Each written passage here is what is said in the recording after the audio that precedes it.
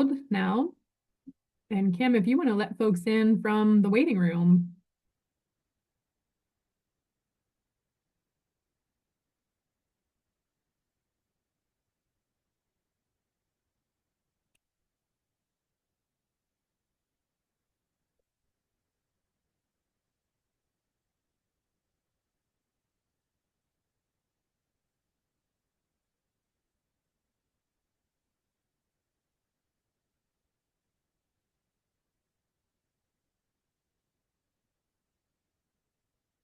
Great.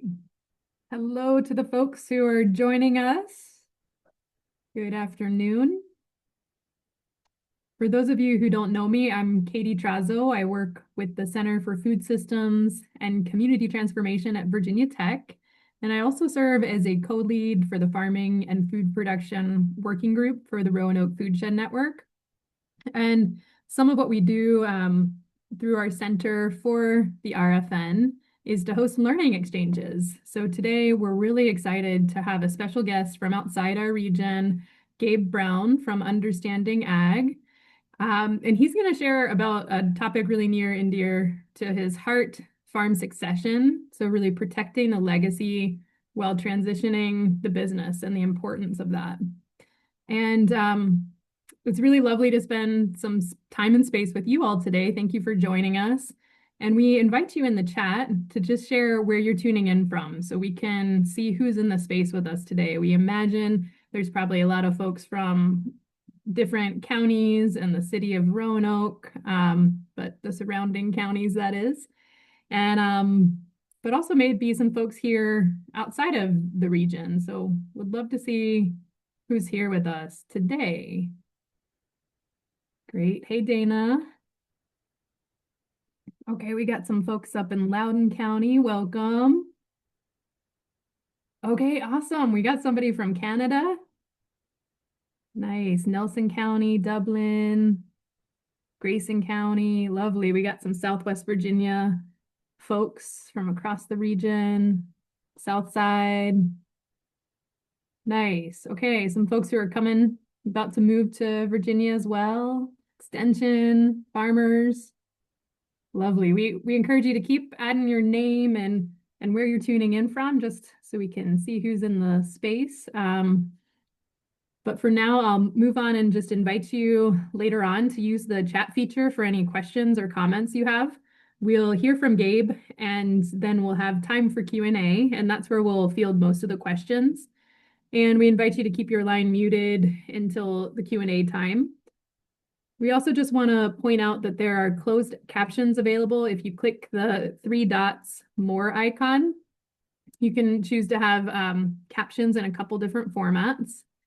And we also want to let folks know that we're recording right now, and this recording will be on the Roanoke Foodshed Network YouTube page.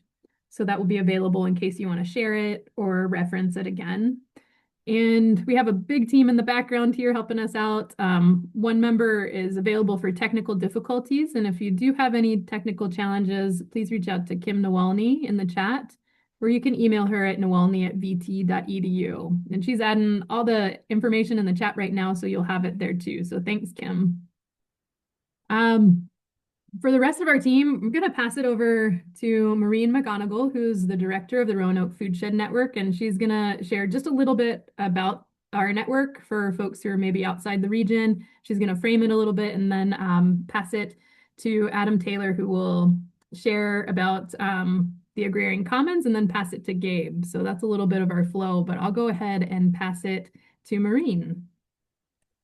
Thanks so much, Katie. Great to be here with everybody today, and big thanks to Gabe Brown and Adam Taylor for helping make this happen along with the team at Virginia Tech. My name's Mo. I'm the director of the Roanoke Foodshed Network, based here in Roanoke City, Virginia. But the network serves the whole region, which is a 2-city, 7-county region.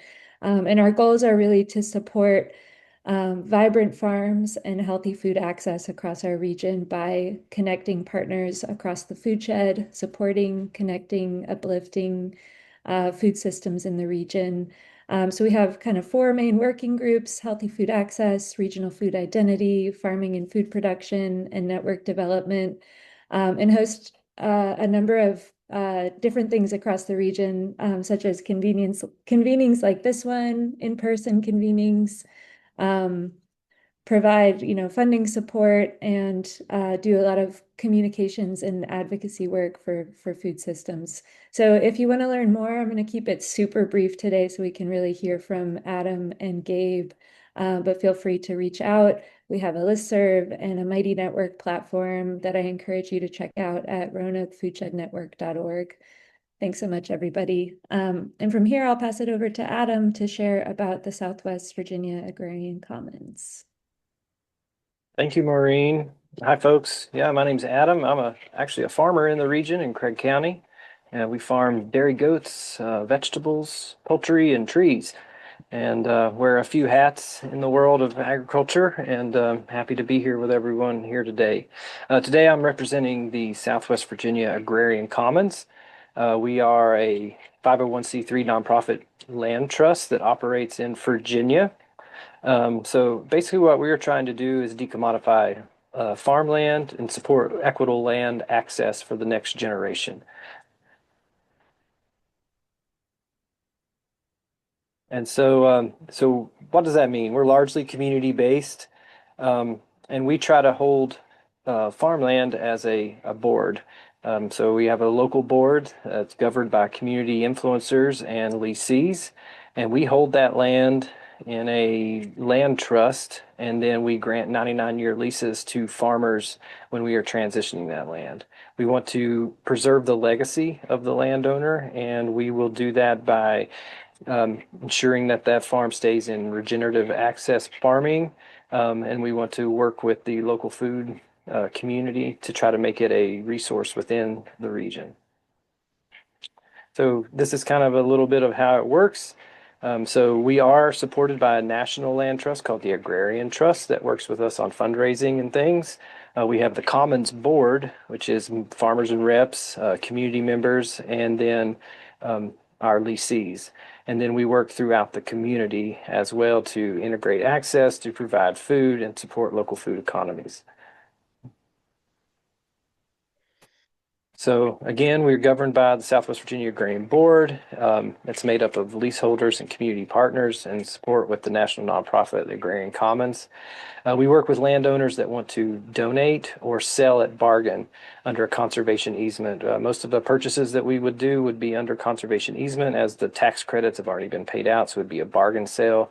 We hold the deed at Southwest Virginia Agrarian Commons under our 501c3. And then once the land is acquired, we crowdsource fundraise to acquire land and infrastructure. The biggest drawback to people beginning into farming is those two things right there, the expense of land and infrastructure. So if we can take that out of the equation, we can kind of create a more equitable, easier transition for a beginning farmer. So then we'll transfer that land to a new farmer on a 99-year inheritable lease. That farmer must present a solid business plan. We only want to kind of support vital farm businesses to make sure that they're going to make a profit and be sustainable on the land. We only charge a lease payment that is percentage of the net income that is paid to Southwest Virginia Agrarian Commons. That money goes into a pot there, and then those payments are held and then redistributed among the leasees within the commons. So if someone has an emergency or needs infrastructure upgrades or needs to scale up somewhere, the board can vote to move that money from the lease payments back to the farms to support them. So right now we are undergoing a large land study, and we are seeking landowners for our next project. So if you're a landowner and don't know what succession of your land is going to go, we'd like to help you with that. So please reach out to us. We can support your legacy on the land and carry it over to the next generation in a way that is equitable and sustainable in a regenerative ag kind of system. So again, I wanted to keep it short, not to take up too much time for our main speaker here, Gabe Brown. He's a farmer rancher from Bismarck, North Dakota, owner of Brown's Ranch, over 5,000 acres. He's been awarded a number of awards all across the country. You've probably seen him in documentaries such as Kiss the Ground or Common Ground. He's the author of a wonderful book called Dirt to Soil. If you haven't read, I highly suggest it.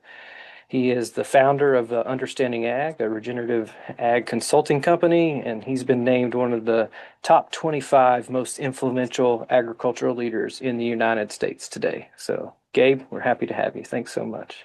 Well, thank you, Adam. It's really a pleasure to be here today.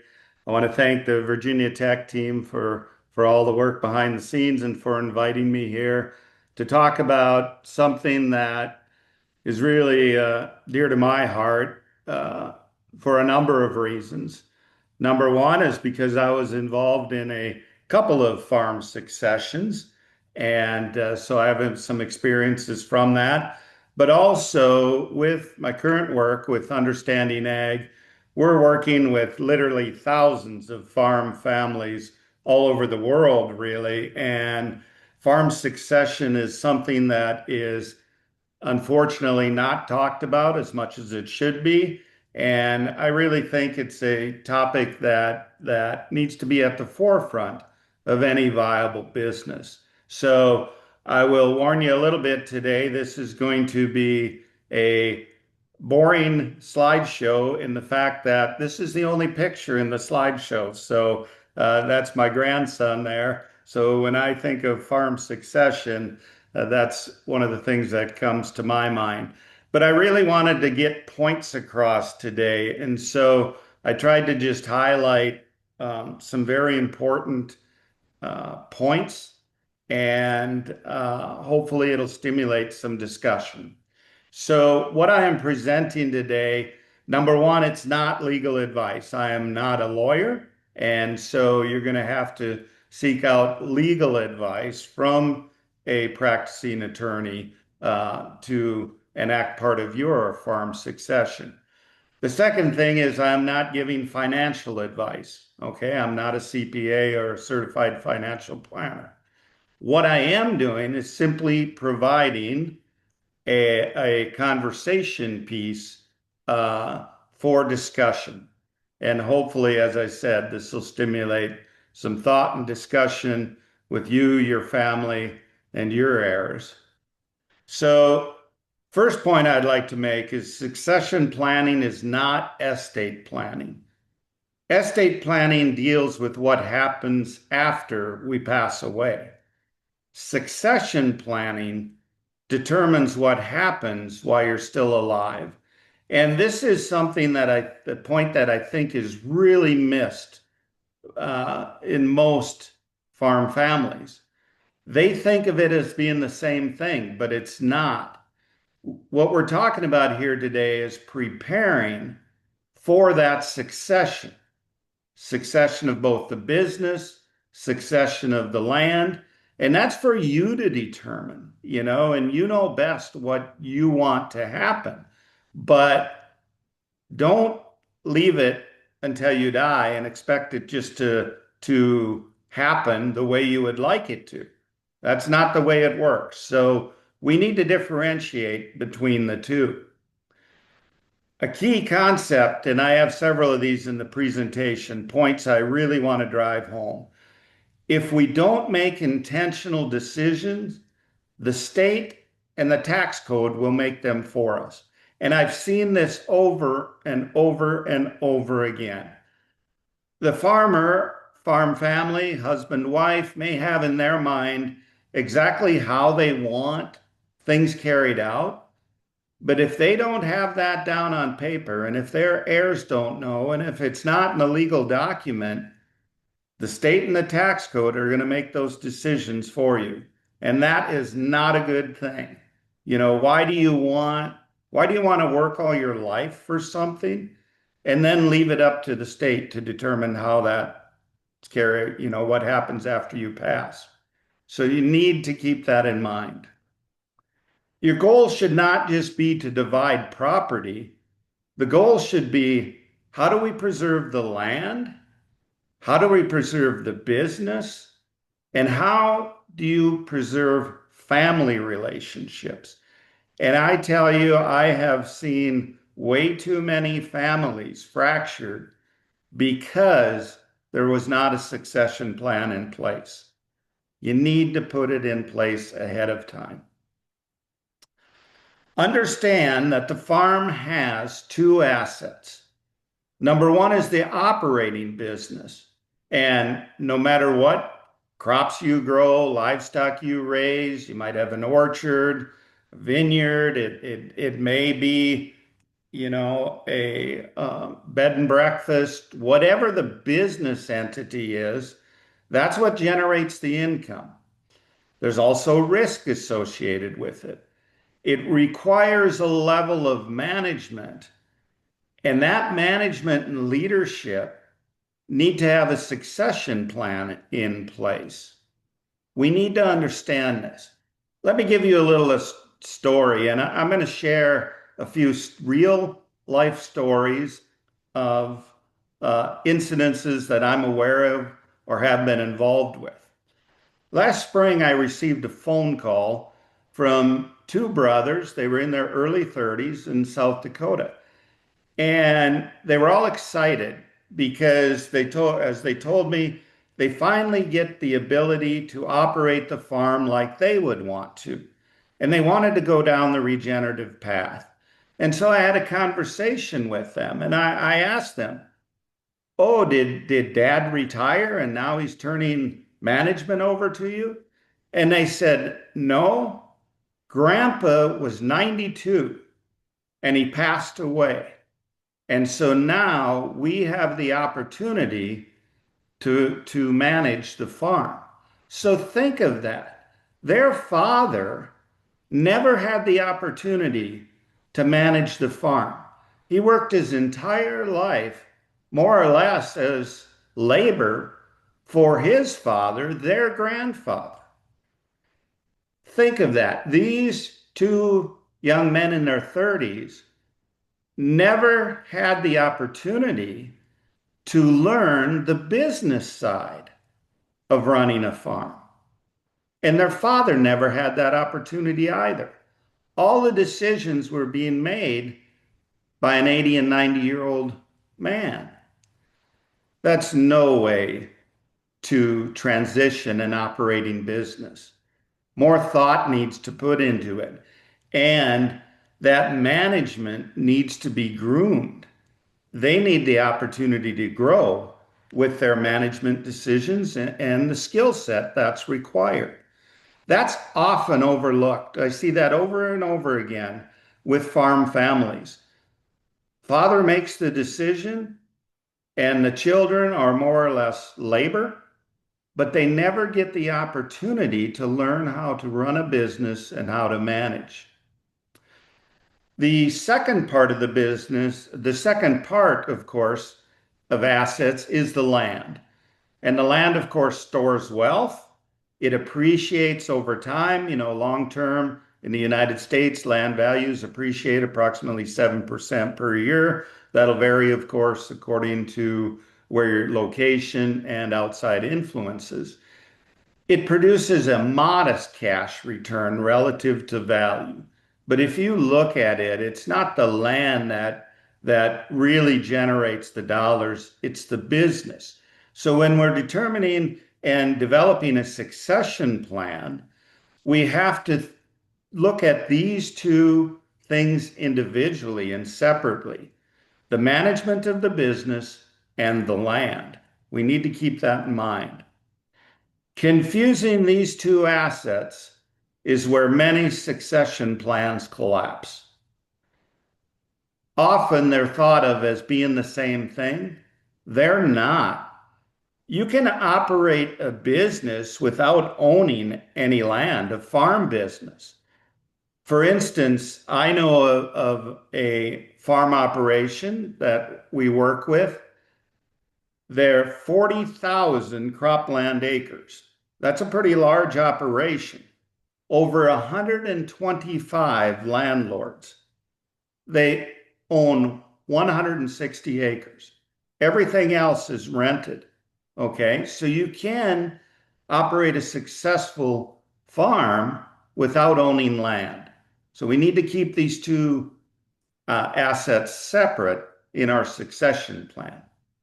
Now, there's a very emotional side of succession. Most farms fail at succession not because of bad legal structure, but because of avoided conversations. And I can't even begin to count the number of times I've received a phone call asking, how do I talk to mom and dad about succession? How do we start that conversation? And it's my hope with this presentation today that more of those conversations will start. There's usually three emotional tensions: farming heirs versus non-farming heirs. In other words, if it's children, what child stays on the farm, works there? What children have left the farm, do not work there? Second one, sweat equity versus inheritance rights. This ties into the first one. Who is doing most of the labor on that farm? Because that labor, that's worth something, and it's helped build the business. Perhaps it's helped pay for the land. Okay? Those children who have left the farm, they have other jobs, and they're not putting that sweat equity into that farm. Third one is control versus independence. When we talk about control, who is it who has management of that business? Okay. And then we have to take into account, and I went through this myself. It's not easy to turn the farm over to the next generation. It's not easy to give up that control, right? But yet, there comes a point in time, it's in the best interest of that farming heir who's going to manage that business to be able to take control. As I said earlier, in order to be able to run that business, okay, you have to allow that to happen, but it doesn't mean it all has to happen at once. The farming child often feels underpaid and overcommitted.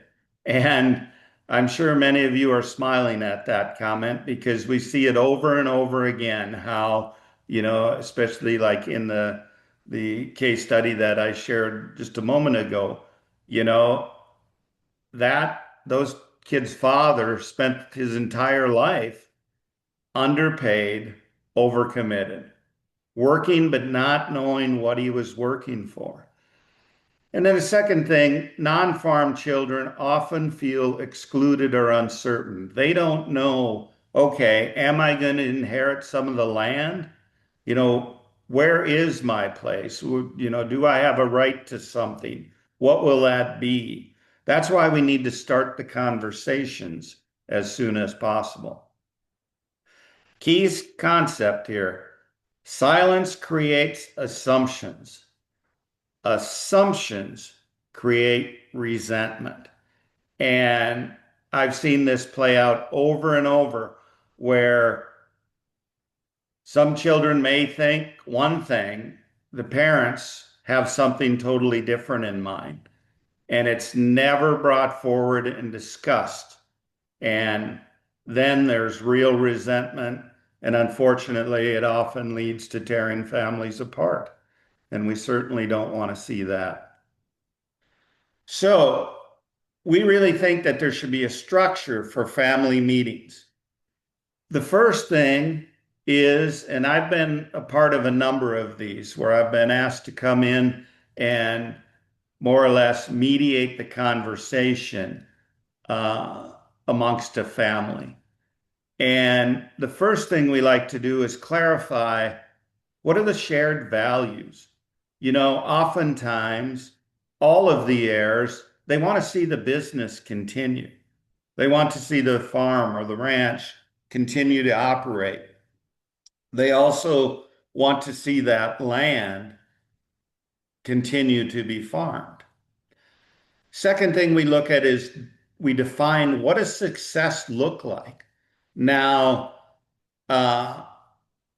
in this type of situation, I typically like to have everyone individually write down what they define success as.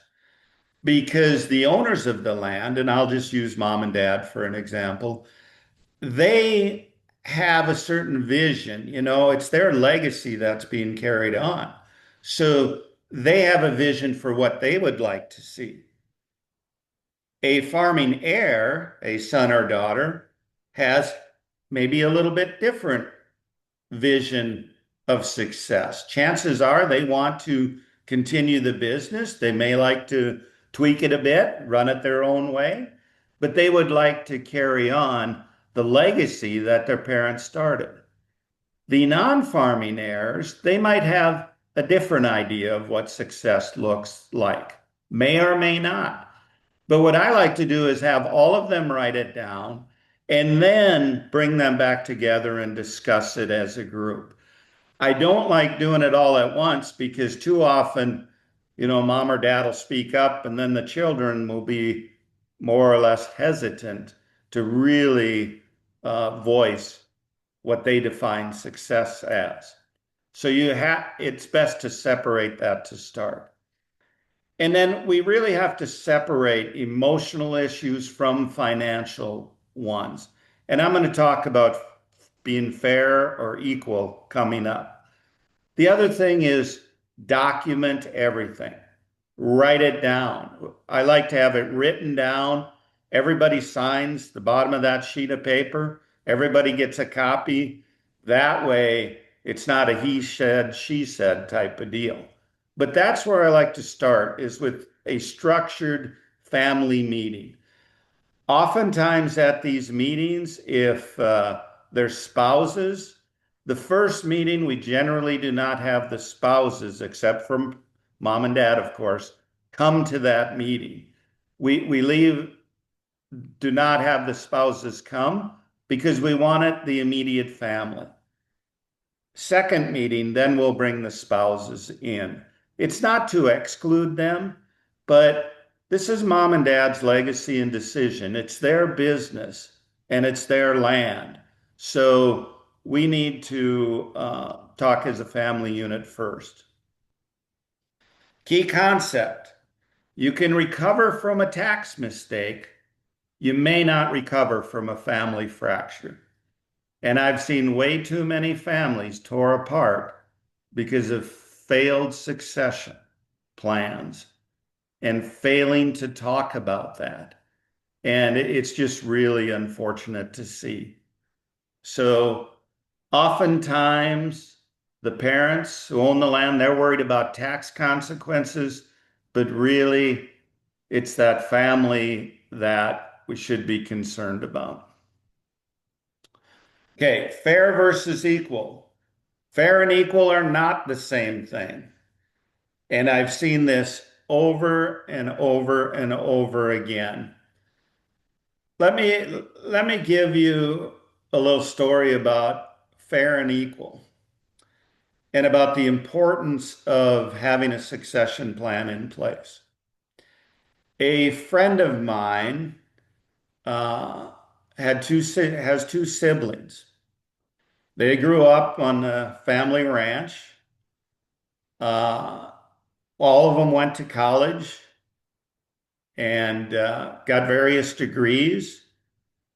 The oldest sibling came back to the farm, spent literally 20 plus years, almost 30, on that farm working with his parents, building a very successful, viable ranch business, paying for the land. The land was all paid for.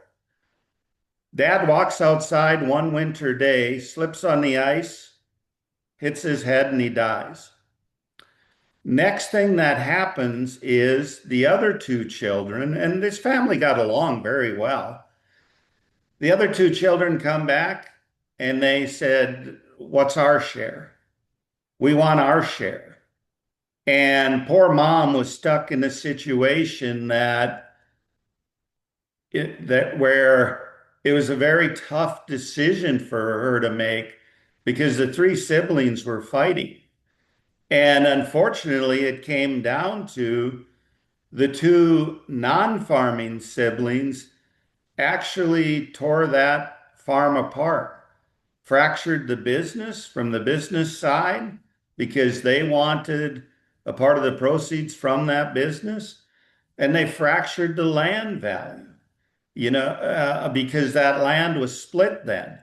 And where this ranch was located was in a prime spot for urban development, so it was worth a lot of money. This made it extremely difficult for the farming heir to take over. And, this all could have been prevented had there been a succession plan in place. So we don't want to see that happen. The farming heir usually carries operational risk. They're going to take over the business. Non-farming heirs, they expect asset value, as in the case I just described. That creates tension and needs to be addressed. We have to remember when we're talking about succession, mom and dad own, and I use mom and dad as a loose term, maybe one of them, maybe both of them. They own the business, they own the land. It's their decision, and the children need to respect that. So, what are your priorities as the owner? How much retirement income do you want to see from the property? Do you want your legacy left intact? And your legacy is both the business and the land itself. And then you need to decide, being fair, quote unquote, to both the farming and non-farming heirs. And I'm going to describe in detail a little later on what we've done on our own ranch with our succession to address both farming and non-farming heirs. But those questions need to be answered by the owner first. There's some discussion points that you can consider. Are you going to have the land owned by all and leased to the farming heir? Are you going to use life insurance policies to equalize and perhaps make things a bit more equitable? Is there both voting shares and non-voting shares for non-farming heirs? And then what about buyout provisions? What if one of the heirs just doesn't want to take part in either the business or the land? What are those buyout provisions? If you're just going to not address that in your succession plan, then that individual who wants a buyout, they just may put the land up for auction.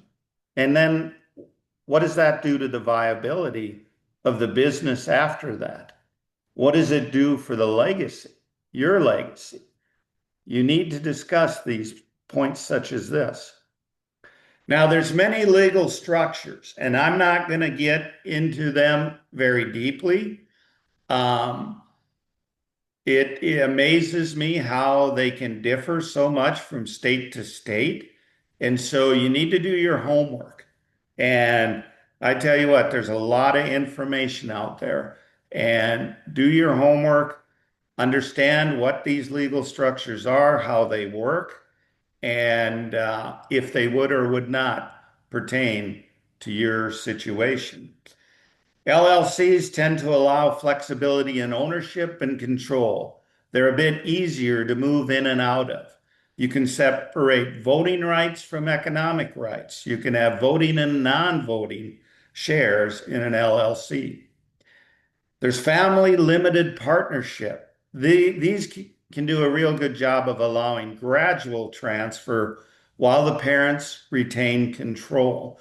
I've seen them work very well in allowing a farming heir to develop the business acumen to successfully take over a business. It's important to say also that you can separate that business part from the land, and you can have an LLC or a family limited partnership for just the business. And then you can also and many states have the same for the land. So they don't have to be the same thing. And then trusts can really help protect assets and provide structure across generations. And I'm going to talk a bit more about a trust a little further on. Structure creates clarity. Clarity reduces conflict. It's so nice when I work with farm family who have a succession plan laid out and in place because there's clarity there. And they're really, it really allows focus to that business, and it involves peace of mind also. Tax considerations, boy, we don't we don't even want to. I'm laughing. We don't want to get into this too far, but this is really important. Estate tax laws change. Your plan must be reviewed regularly. Step up in basis can eliminate capital gains for heirs. That is huge.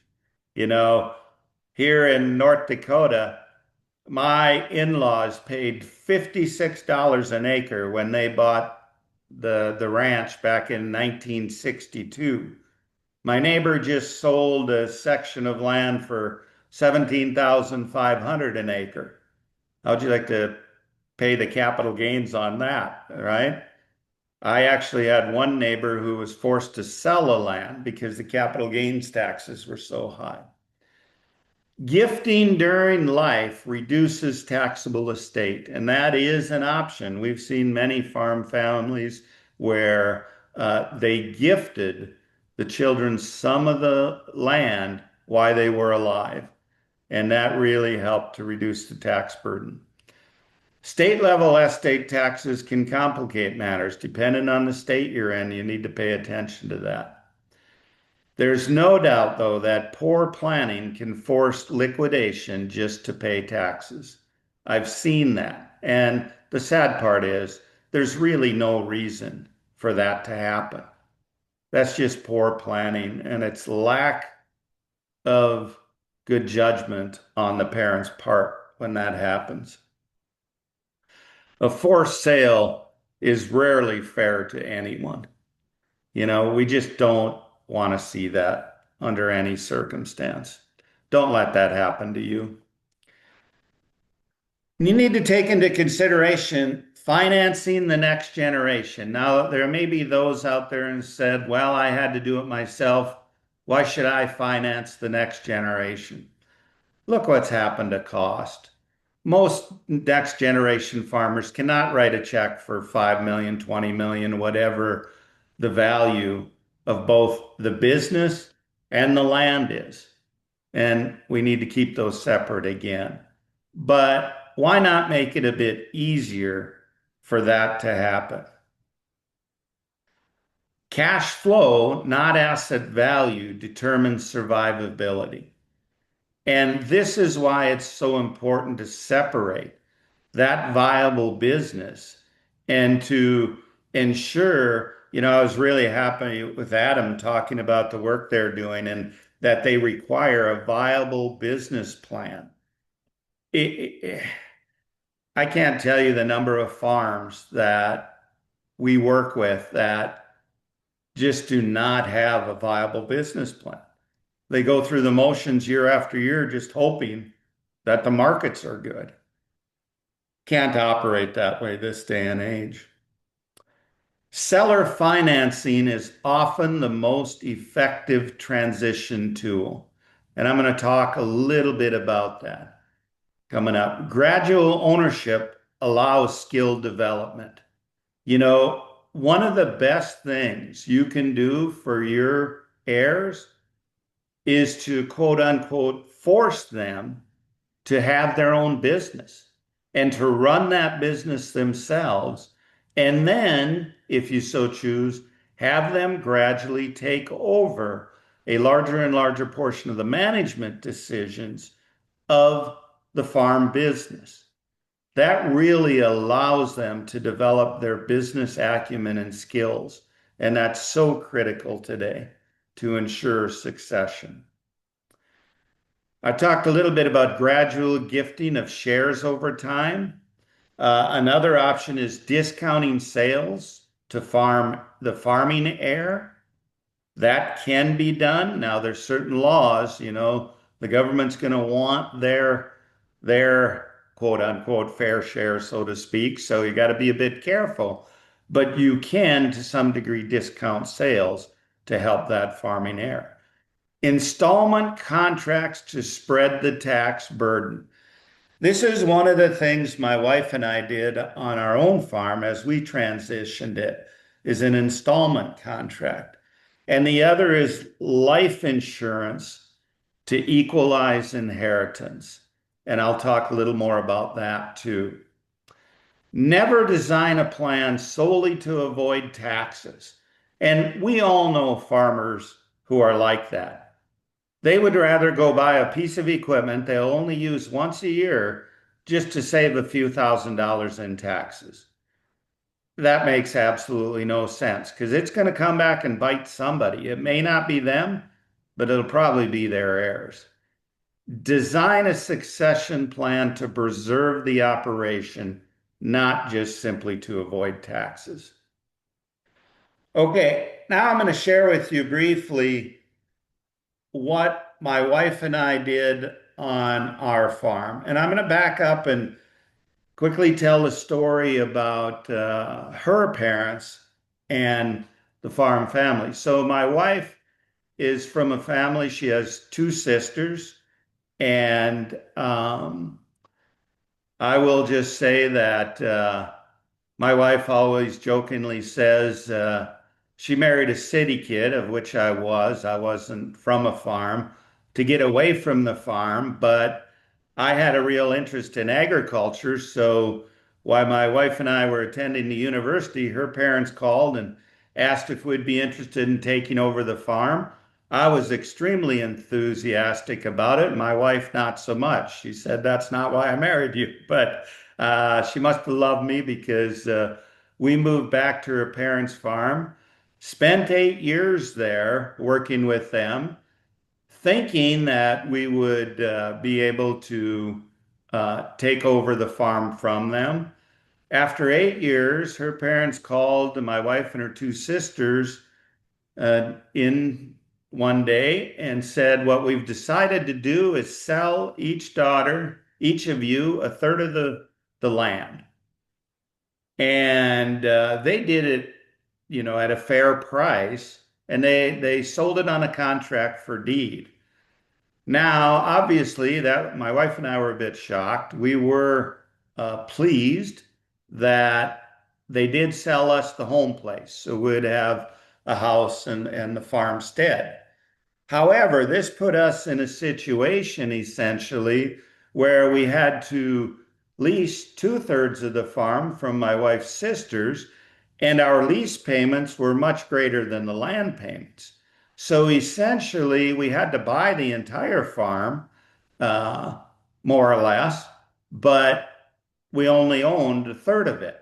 Now, I will say it has worked out well for the fact she gets along very well with her sisters, and we've been able to continue that lease, and now our son has that. But that was a real shock to us, and it did instill in me the need to have these conversations. Remember what I talked about earlier about assumptions. And we assumed, since they invited us back and wanted us to work with them, that we'd be able to purchase the entire farm from them. It's not the way it turned out. But that's why when it came to our succession plan, to our children, we took that into account. Now, we have a son and a daughter, and from a young age, we always knew that our son wanted to take over the farm business and the land, have the land. We sat down with both of them, and we started this conversation actually when they were both in high school. That's how early we started it. And if neither one of them wanted to farm, that was okay. We weren't going to force that. But I told them at that point, make no mistake about it, This farm will be transitioned to someone. If you don't, neither of you want it, that's fine, but we're going to transition it to someone who wants to farm it and keep it uh, in farming. Our land is located in the city of Bismarck's jurisdiction. Land prices are going up because the city is growing so rapidly. I wanted to make sure that it was going to be farmed and not just sold for development. So, after much thought and planning, we forced our son to go away to the university. He's very intelligent, but he just said, Dad, I'm going to come back and farm. But I really thought it was important for him to get away. Now, our daughter did not have an interest in farming, and that's okay. So, what we told our son is you get your degrees, you come back to the farm, but then you have to add value. You have to bring something to the farm. So, immediately when he returned to the farm, he started his own businesses. He started a laying hen operation, he started into sheep, into pigs, he started direct marketing. He was building a business structure and learning business. After he had been here on the farm for several years, we then brought them both together and explained to them, here's what we're going to do. We're going to put all of the land into what's called an income earning living trust. All of the land is placed and was placed in that trust. We lost ownership of the land at that point in time. The trust now owns the land. Our son, Paul, who is the farming heir, he's both the executor and the beneficiary of that trust. Now, what an income earning living trust means, my wife and I could receive income from that trust as long as both or one of us is alive. So, in other words, we could charge Paul rent for the farmland. We could do it on a share basis and receive income that way. But the business would be his, but the land is in the trust. He knew then from that point in time, when we placed the land in the trust, what he was working for. He knew that that land was going to be his no matter what. So at our passing, then Paul will receive all the land and the trust is no more. He will own the land at that time. This ensures that the land is transferred correctly. Very importantly, it also ensures that a nursing home or hospital cannot take the land. Now, there's a 7-year look back, but we started this early enough where that passed long ago. So no matter what happens, and if medical expenses arise or something, that land cannot be taken to pay for those expenses. Paul can be assured that that land is his. Now, what did we do for our daughter? My wife and I each took out life insurance policies on ourselves, and we paid the premiums in full so that upon our passing, our daughter will receive the royalties from those life insurance policies. We also put in our will that she receives 100% of our non-farm assets. And we're invested in some other business opportunities and some outside investments. She will get all those. Now, is it equal? No, the farmland is worth much more than what our daughter's going to receive. But in our mind, it's fair because Paul spent his adult life working, building that farm, taking care of it, and we're receiving an income from it. Now it's up to us when we stop taking rents and that. One other thing we did for Paul is only the land is in that trust. The equipment and the cattle, which was sizable, worth several $1,000,000, we sold to him on a 20-year note. And the reason we did that at a very low interest rate, for one, it spread out the tax burden on us. It also more or less was guaranteed income for the next 20 years for us. We made it very affordable for him to get in and take over the business, okay? and it wasn't a big liability on him having to go borrow the money and pay us all at once. So I really think this is working out extremely well and is the type of situation that more farm families should look at.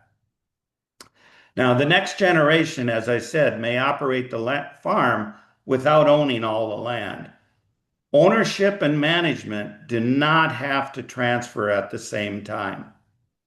And I think this is just critical, like the example I shared with you with our son. They need to grow in and develop that business acumen. It should occur over time. Transition responsibility before you transition control.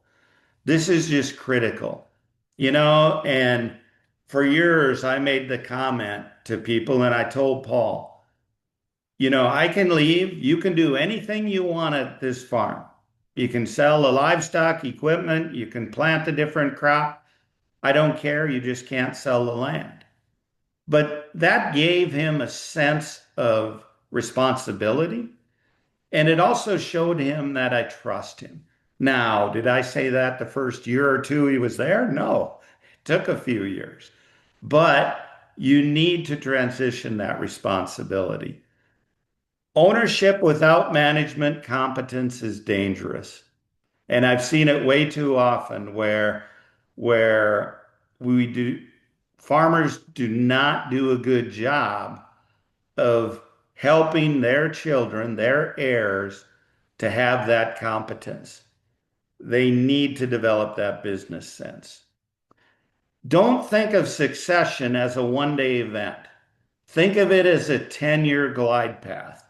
And just briefly, I've put together a timeline for succession.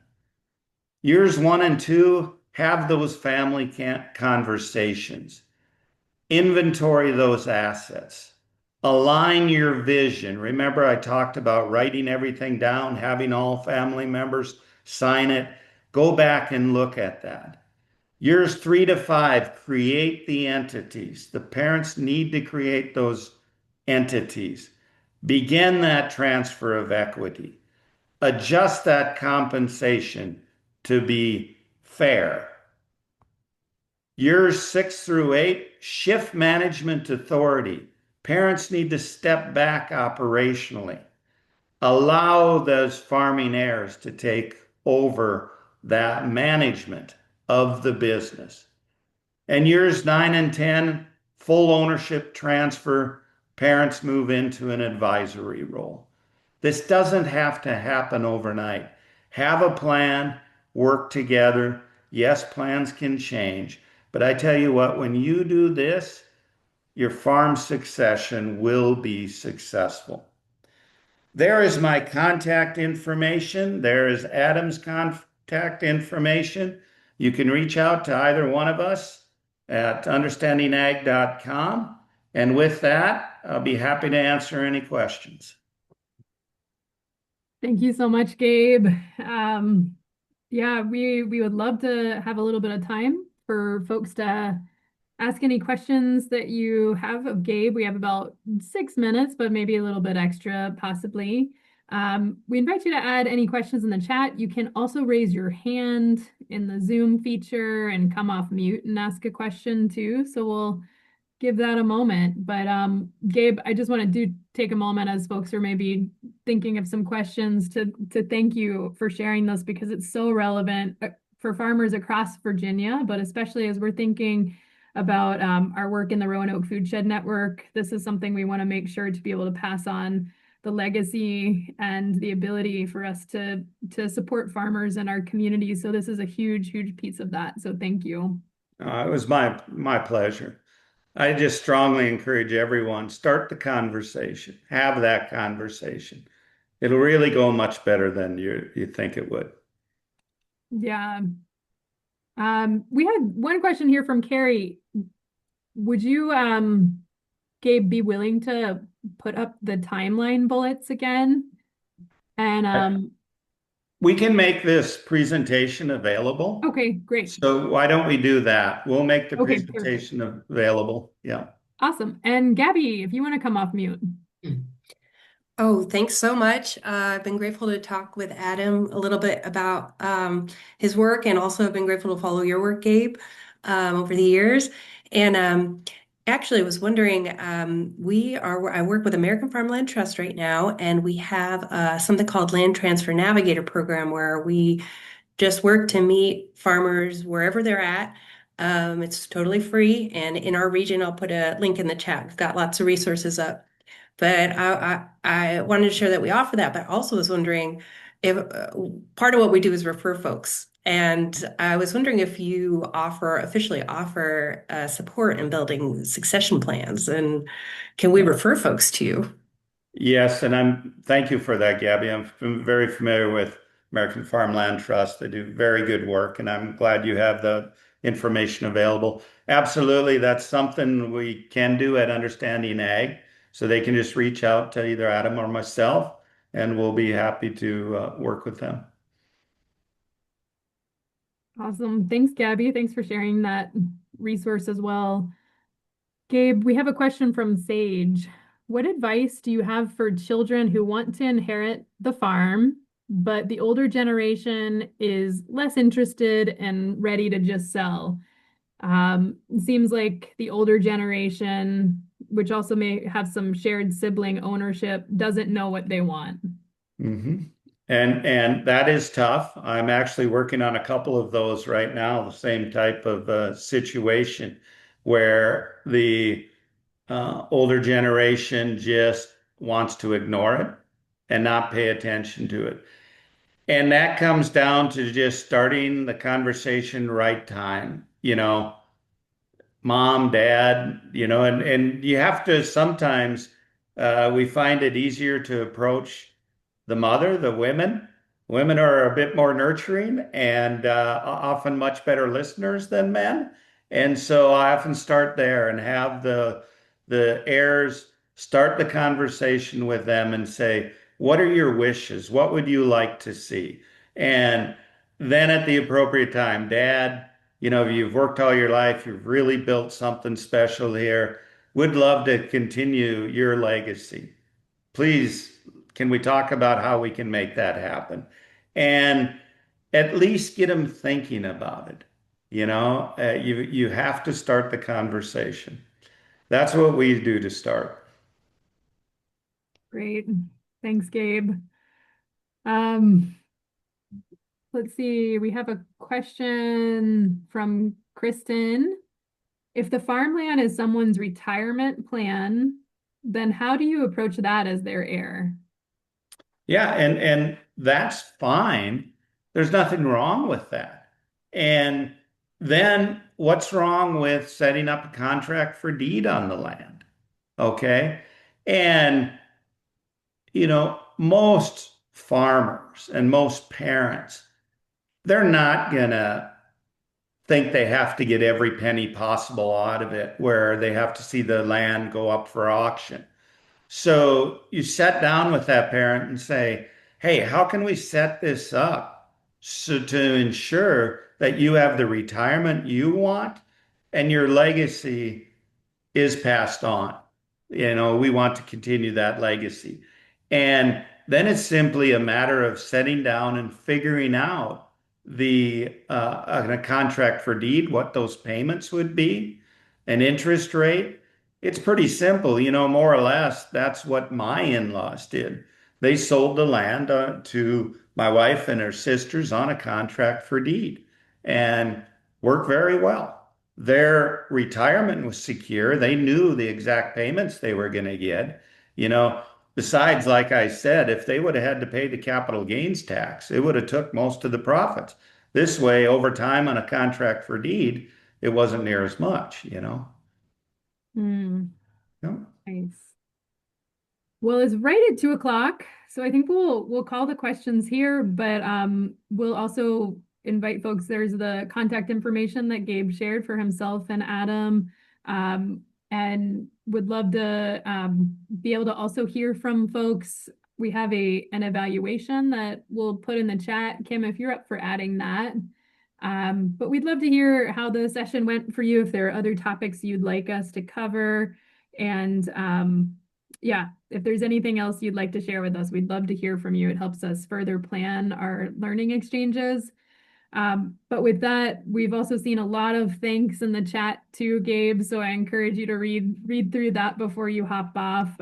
Folks really appreciating the information you shared, and many folks noting that they've been to a number of these types of presentations and that you were able to share things that were unique and really beneficial. So really appreciate you and your time. And Adam Taylor, want to send a call out to you because thank you for identifying and connecting us with Gabe and really showing and inviting him into this space to help us with this conversation in our community. So appreciate you all. And thank you, Kim and Maureen as well for the team hosting.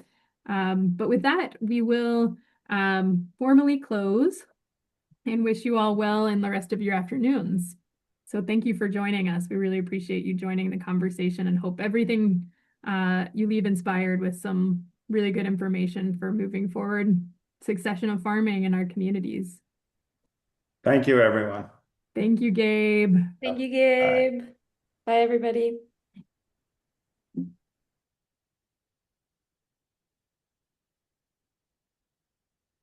See you all later.